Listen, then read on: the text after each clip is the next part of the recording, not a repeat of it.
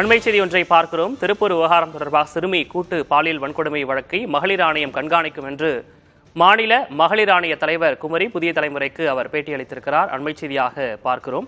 சிறுமி கூட்டு பாலியல் வன்கொடுமை தொடர்பாக மாநில மகளிர் ஆணையம் கண்காணிக்கும் என்று அவர் தெரிவித்திருக்கிறார். இது தொடர்பாக பேசுவதற்காக மாநில மகளிர் ஆணையத்தினுடைய தலைவி குமரி நம்ம இணைப்பில் இணைந்திருக்கிறார். அவரிடம் பேசலாம்.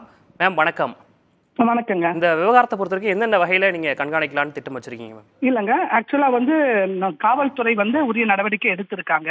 ஆனா இந்த விஷயம் ரொம்ப வேதனைக்குரியதுதான்.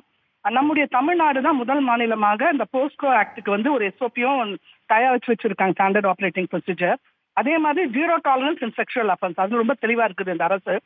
இது என்னன்னா நிறைய அவேர்னஸ் நம்ம கிரியேட் பண்ணிருக்கோம். இந்த மாதிரி பிரச்சனைகள் ஏதாவது பெண்கள் குழந்தைகள் பாதிக்கப்பட்டா 10-1 திட்டம் அணுகலாம். அதுவே பெண்கள் பாதிக்கப்பட்டா 181 ஹெல்ப்லைன் அவங்க அது பயன்படுத்திக் கொள்ளலாம். இதை கண்டிப்பாக என்ன அடுத்தது பண்றாங்க, இப்ப 3 பேரை சிறுவர்களை அரெஸ்ட் பண்ணிருக்காங்க. மேற்கூடிய நடவடிக்கை என்னன்றதை நான் எஸ்பி மூலமா எனக்கு தெரிவிக்க சொல்லியிருக்காங்க. நம்ம இதுல குறிப்பா ஒவ்வொரு முறையும் நீங்க இப்ப சொன்னீங்க விழிப்புணர்வுலாம் தொடர்ச்சியாக ஏற்படுத்திட்டு வரோம் அப்படின்றதான் குறிப்பிட்டிருந்தீங்க. ஆனா ஏற்படுத்தினாலும் கூட இந்த மாதிரி சம்பவங்கள் தொடர்ச்சியாக நடந்துட்டு இருக்கு. வேற என்ன விஷயங்களை நீங்க இதுல வலியுறுத்த விரும்புறீங்க? அவேர்னஸ் இப்ப கிரியேட் பண்ணதுனாலதான் தைரியமாக நிறைய பிரச்சனைகளை வெளிக்கொண்டு வராங்க. ஸோ அவேர்னஸ் போய் விழிப்புணர்வு சென்று இருக்கிறதுன்றதுதான் உண்மை.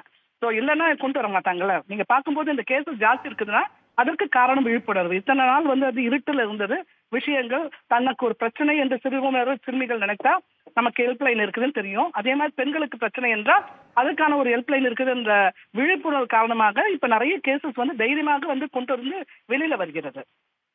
இந்த வழக்கை பொறுத்த வரைக்கும் தற்போது காவல்துறை நடவடிக்கை எடுத்திருக்காங்க. இந்த விஷயத்துல மகளிர் ஆணையம் கண்காணிக்கும் அப்படின்றதையும் குறிப்பிட்டிருக்கீங்க. இணைப்பில் பேசியமைக்காக நன்றி மேம்.